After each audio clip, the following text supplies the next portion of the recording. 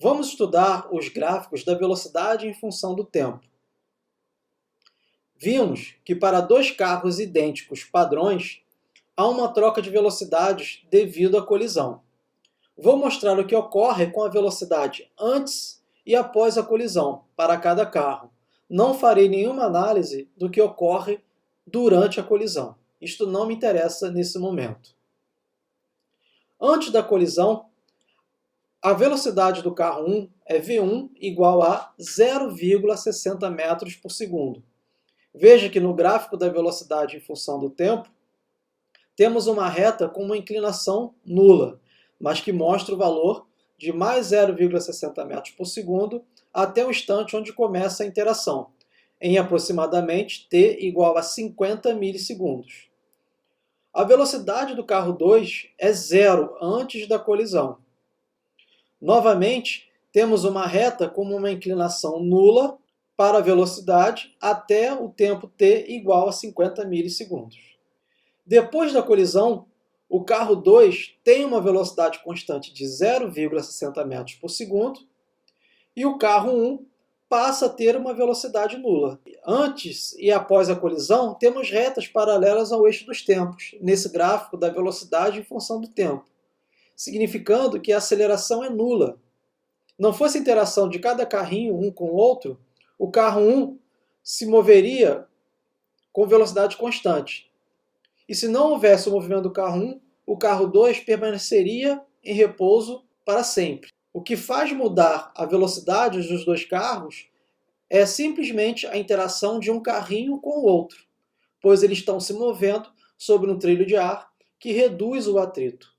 No nosso experimento, no experimento pensado, numa simulação, o atrito não existe. Então, o movimento natural desses carros seria ou o movimento com velocidade constante ou o repouso. E a única forma de sair desse estado de movimento, que é velocidade constante ou repouso, é através da interação de um carro com o outro. Vou repetir agora os dados que nós temos desse problema. Antes da colisão, a velocidade do carro 1 é de mais 0,60 metros por segundo. Lembre que o sinal mais está indicando que o carro se move no sentido do meu referencial, da esquerda para a direita. A velocidade do carro 2 é igual a zero. Depois da colisão, a velocidade do carro 2 passa a ser mais 0,60 metros por segundo. O sinal mais indica que ele vai no sentido do referencial, da esquerda para a direita, e a velocidade do carro 1 é igual a zero. Nesse slide, temos um experimento pensado diferente.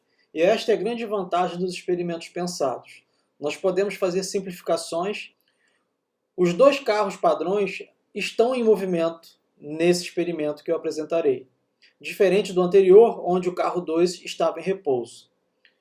O curioso é que se observa experimentalmente que não importa se um dos carros está em movimento ou em repouso, nesse caso o carro 2, vai haver troca de velocidades devido à colisão entre eles. Nas figuras, vemos que a velocidade do carro 1 é maior do que a velocidade do carro 2. Após a colisão, a velocidade do carro 1 é menor do que a velocidade do carro 2. Você pode ver isso através do comprimento dos vetores de velocidade. Outra observação é que para esses dois carros padrões iguais, as velocidades mantêm a mesma direção em sentido, da esquerda para a direita, ou no sentido positivo do eixo x. Vamos analisar o gráfico da velocidade em função do tempo, que mostra o que ocorre antes e depois da colisão. Antes da colisão, a velocidade do carrinho 1 é de mais 0,62 metros por segundo. E a velocidade do carro 2 é de mais 0,14 metros por segundo. Novamente, o sinal mais indica que a velocidade tem um sentido positivo do eixo x. E a magnitude representa a rapidez, isto é, o quanto um carro é mais veloz que o outro. Então, o carro 1 é mais rápido que o carro 2. Depois da colisão, o carro 2 passa a ter a velocidade de mais 0,62 metros por segundo. E o carro 1 passa a ter a velocidade de mais 0,14 metros por segundo. Aqui podemos ver que, novamente, houve uma troca de velocidade para esses carros padrões idênticos. E outra observação é o seguinte: Veja que as velocidades estão variando positivamente. A velocidade do carro 2 variou positivamente aumentando e a velocidade do carro 1 variou positivamente diminuindo. Vamos olhar novamente o gráfico.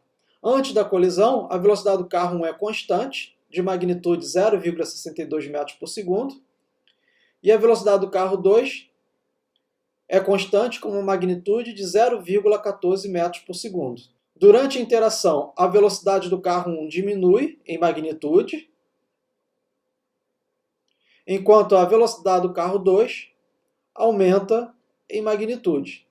Após a colisão, a velocidade do carro 1 é constante e vale 0,14 metros por segundo, e a velocidade do carro 2 é constante e vale 0,62 metros por segundo. Repare que todas as velocidades estão acima do eixo dos tempos. Isto é, são todas positivas, indicando que o sentido do movimento é um só, da esquerda para a direita. Lembrando do slide anterior, podemos concluir que tanto faz se um dos carros padrões está em repouso ou em movimento. A interação provoca uma troca de velocidades entre eles. E para esses carros padrões, as trocas das velocidades serão iguais.